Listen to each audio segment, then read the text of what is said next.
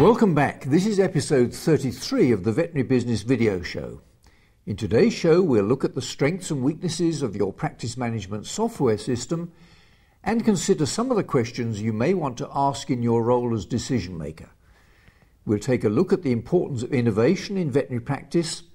I'll show you a tool to help you create a virtual website tour of your practice premises, and we'll consider two of the most stupid mistakes which can be made by a practice manager.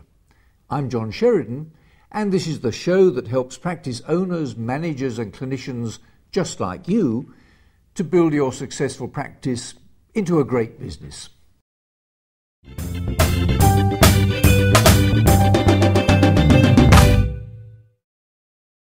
In today's episode, we'll spend some time considering that electronic tool in your office, your reception area, and probably in every consulting room and the treatment areas in your practice.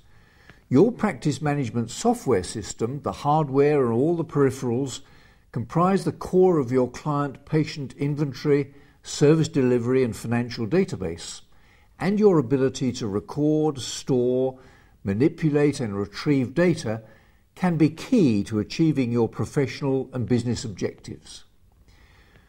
Software developers and suppliers try to outperform each other with a growing range of bells and whistles.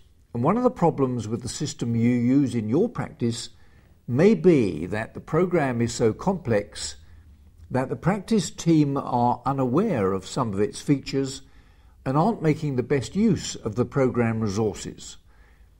Bob Bullock of Bullock Veterinary Consulting Services specializes in advising his clients how to make the best possible use of their practice management software. And I had an opportunity of talking to him during my visit to the United States earlier this year. Here's what he had to say. I'm Bob Bullock with Bullock Veterinary Consulting. I have had 18 years of experience in veterinary practice management software in the area of marketing and sales, as well as education and speaking. My goal and objective is helping practices is in their utilization of their practice management software, which over my years I have found that probably 90% of all practices utilize less than 70% of the practice management capabilities of their software. So my responsibility is to try to assist them in finding the areas where we can improve efficiencies, find the areas where revenue is being lost because charges are not being captured, and also finally is in the area of the financial area on how to utilize the financial reports to track the business that they have and to find the areas that need improvement.